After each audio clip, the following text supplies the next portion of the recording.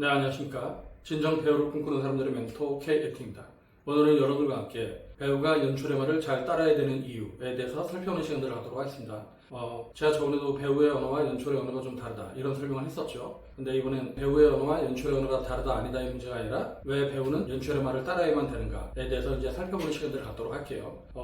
여러분들 혹시 폭삭 속았수다 보셨나요? 네. 거기서 가장 비극적인 장면 중에 하나가 6화의 동명이의 죽음이 아마도 폭삭 속았수다에서 보여지는 가장 비극적인 장면이 아닐까. 저 개인적으로 이제 그렇게 생각을 하는데, 물론 이제 뒤에도 굉장히 슬픈 장면이 있지만 가장 비극적인 장면 하나를 꼽으라고 하면은 저 개인적으로는 6화에서 보여지는 동명이의 죽음이 가장 비극적인 장면이 아닐까. 비극적인 정서가 가장 고조되는 장면이 아닐까. 이렇게 이제 생각을 하고 있습니다. 근데 그 장면이 연출될 때 제가 저번에 이제 아이유가 인터뷰하는 장면을 봤었는데 감독과 작가가 그 장면에서 오해서는 울지 않는다. 대신 양간식이 무릎을 꿇는다. 무쇠가 쓰러진다. 이런 장면을 연출하려고 했다고 해요. 그래서 그 장면에서 아이유가 동명이를 안고 있잖아요. 동명이를 안고 있는데 아이유는 울지 않습니다.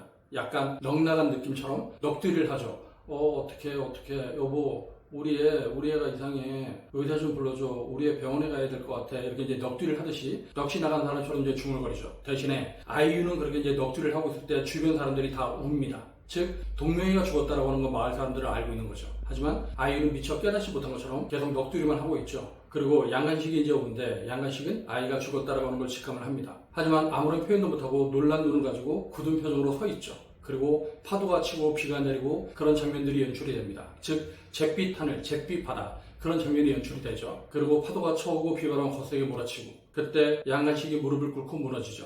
무쇠가 쓰러졌다.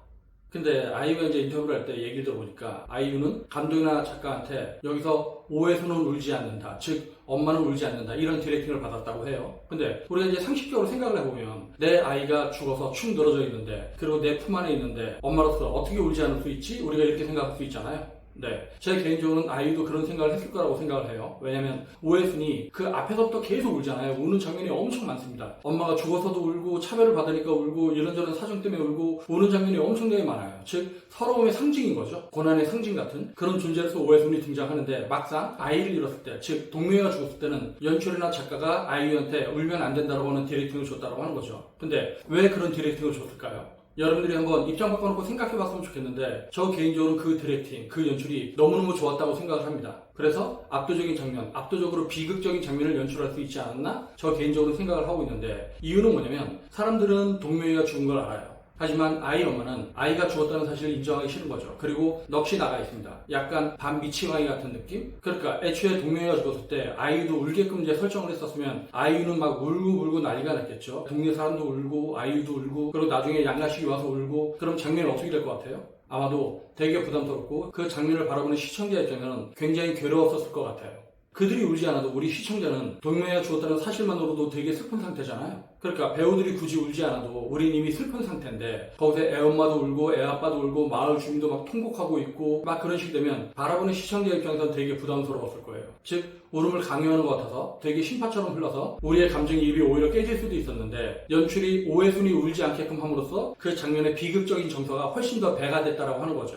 그러니까 저 개인적으로는 폭삭 속았수다에서 보여지는 가장 압도적인 장면, 가장 비극적인 장면은 6화에서 동명이의 죽음 장면이라고 생각을 하는데 연출은 그런 그림을 만들기 위해서 배우한테 그런 디렉팅을 줬던 거겠죠. 근데 처음에 그런 디렉팅을 받았을 때 아이유 입장에서는 아니 내 아이가 죽었는데 여기서 왜 울지 않아요? 난 되게 울고 싶은데 울음이 터질 것만 같은데 이렇게 얘기할 수가 있죠. 즉 배우 개인의 입장에서는 우리 아이가 죽었는데 내가 울지 않고 있다고 하는 게 말이 안 되잖아요. 그리고 우리 아이가 죽었다라고 하는 어떤 상황이기 때문에 내가 여기서 되게 비극적으로 압도적인 연기를 할 수 있을 거라고 생각할 거 아니에요.